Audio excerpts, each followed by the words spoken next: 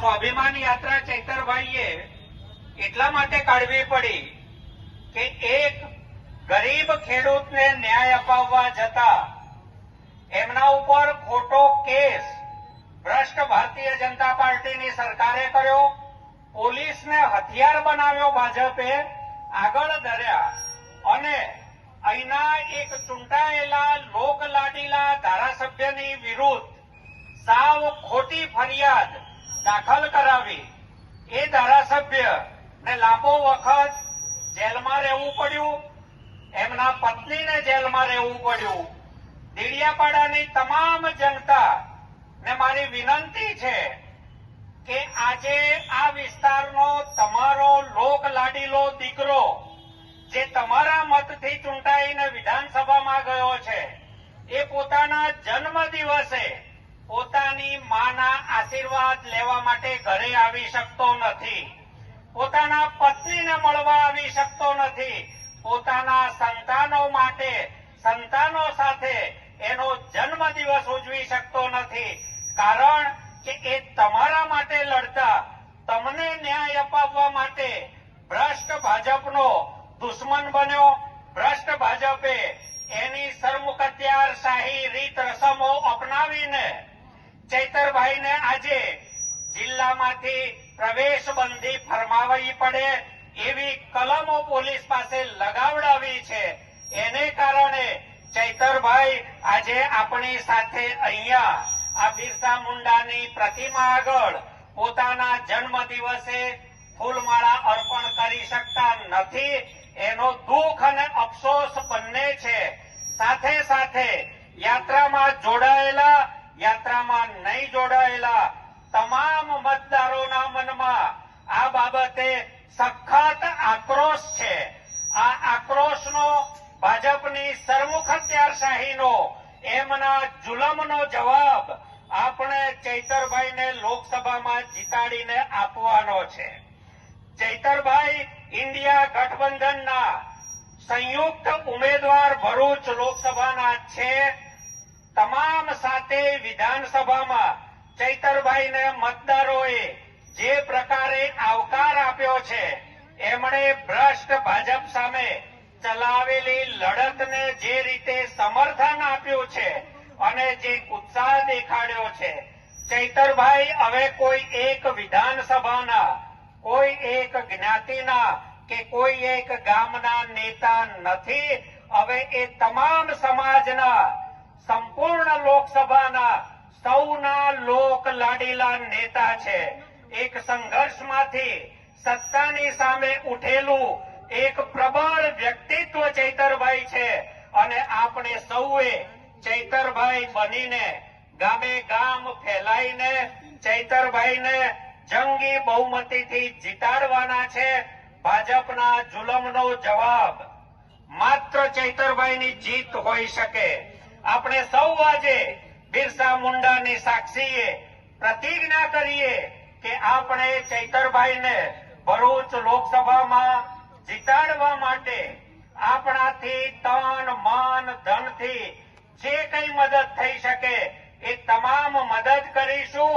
આપણે પોતે ચૈતરભાઈ બનીશું અને આ ભાજપની સરમુખત્યારશાહી સામે આપણે સંઘર્ષ કરીશું. આપણે સૌ ચૈતરભાઈ છીએ. આપણે સૌએ લડવાનું છે. સામાજિક ન્યાય માટે લડવાનું છે. આપણા સંતાનોના ભવિષ્ય માટે સંઘર્ષ કરવાનો છે. આપણા ખેડૂતોની સિંચાઈ માટે સંઘર્ષ કરવાનો છે. જમીનના પટ્ટા માટે સંઘર્ષ કરવાનો છે. દેશના ખેડૂત માટે સંઘર્ષ કરવાનો છે. આપણા વિસ્તારમાંથી ગુજરાતમાં સસ્તા ભાવે મજૂરો પૂરા પાડવાનું ભારતીય જનતા પાર્ટીનું 6 ટર્મથી જે ષડયંત્ર હતું, એ ષડયંત્રને આપણે ખોટું પાડવાનું છે. આ વિસ્તારના વિદ્યાર્થીઓ, યુવાન દીકરા દીકરીઓ સસ્તા મજૂર બનવાને બદલે ભાગે કે ગણોત્યા તરીકે ખેતી કરવાને બદલે એક સ્કિલ્ડ લેબર થાય, કુશળ મજૂર બને, કુશળ કારીગર બને, કુશળ કર્મચારી બને અને આખા ગુજરાતમાં સસ્તા મજૂરોને બદલે સક્ષમ કર્મચારીઓ તરીકે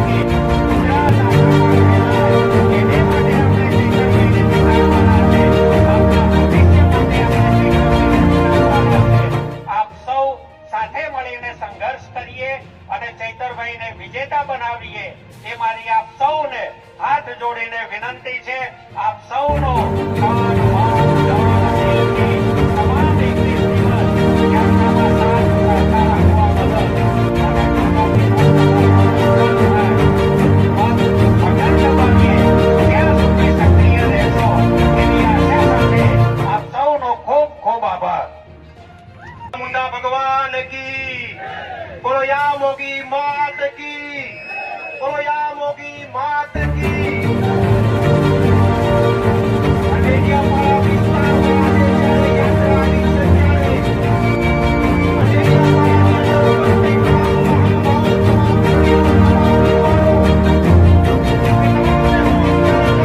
વંદન કરું છું ને એટલા માટે નતમસ્તક વંદન કરું છું કે સાહેબ આપ સૌએ તમે આશીર્વાદ આપી અને આ ગુજરાતને એક લડાયક નેતા આપ્યા છે, આપ્યા છે જેવા લોકશાહીની ભાવના તમે કીધી છે.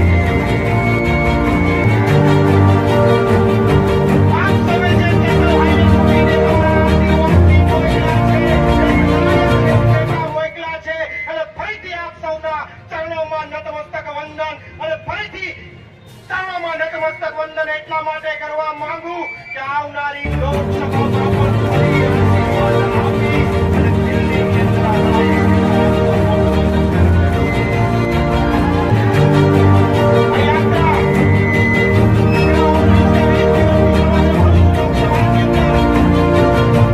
અલગ અલગ વિસ્તારોમાં જઈ અને 350 થી પણ વધારે ગામોમાં જઈ અને જનસભાનું આયોજન થયું. લોકોની વચ્ચે ચેતરભાઈ ગયા પણ તમારા પોતાના લડાયક નેતા તમારી વચ્ચે ન આવી શક્યા. એ તમામ જે ભાજપે કર્યું છે એને બળવાખોર જવાબ આપવાનો સમય આવ્યો.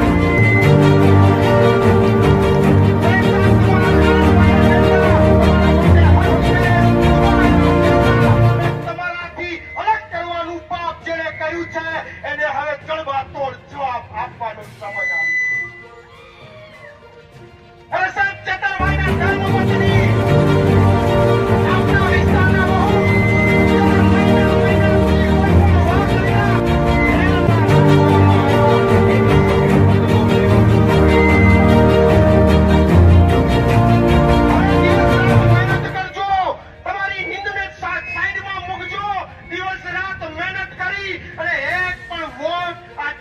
પાડાનો રહી ન જાય અને ચંદ્રભાઈ વસાવાના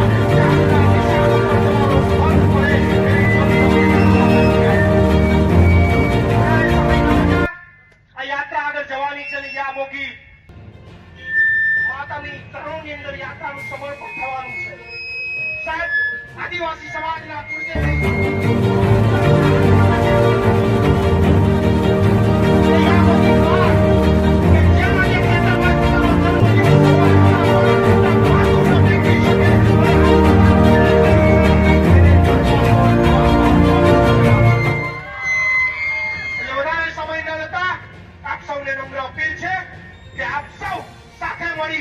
કોઈ મત ડેડિયાપાડાનો રહી ન જાય અને એક એક